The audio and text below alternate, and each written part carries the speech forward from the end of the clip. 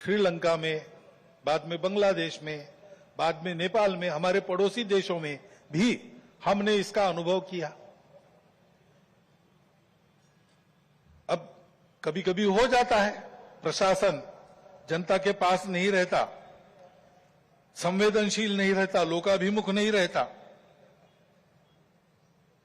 उनकी जनता की अवस्थाओं को ध्यान में रखकर नीतियां नहीं बनती, तो असंतोष रहता है। परंतु उस असंतोष को इस प्रकार व्यक्त होना, ये किसी के लाभ की बात नहीं है।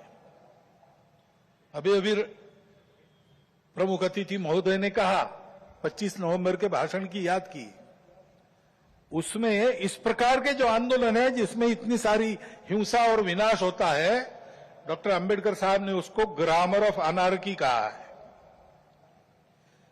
प्रजातांत्रिक मार्गों से भी परिवर्तन आता है, ऐसे हिंसक मार्गों से परिवर्तन नहीं आता है। एक उथल पुथल हो जाती है लेकिन स्थिति यथावत रहती है। पूरे दुनिया का अभी तक का इतिहास देख लीजिए, जब से ये उथल पुथल वाली तथाकथित रिवॉल्यूशंस, क्रांतियां आई, किसी क्रांति ने अपने उद्दिष्ट को प्राप्त नहीं किया। राजा के खिलाफ फ्रांस की राज्य क्रांति हुई, उसका परिणाम क्या हुआ? नेपोलियन बादशाह बन गया, वही राजतंत्र कायम रहा। इतनी सारी तथाकथित साम्यवादी क्रांतियां हुई, सब साम्यवादी देश आज पूंजीवादी तंत्र पर चल रहे हैं, जिसके खिलाफ क्रांति हुई।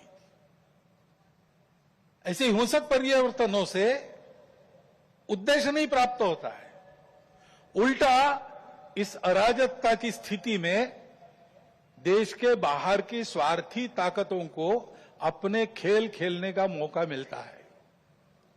और इसलिए हमारे पड़ोसी देशों में जो उथल पुथल हो रही, ये हमारे ही देश है, वे हमसे दूर नहीं है। कुछ वर्ष पूर्व भारत ही थे, हमारे अपने हैं। उनमें इस प्रकार की अस्थिरता उत्पन्न होना, ये हमारे लिए, हम केवल उनके पड़ोसी है इसलिए नहीं, वो सब हमारे अपने देश है, इसलिए चिंता का विषय है। हितरक्षण से भी ज्यादा ये जो हमारा आत्मीयता का संबंध है, अपनेपन का संबंध है, उसके चलते ये चिंता होती है।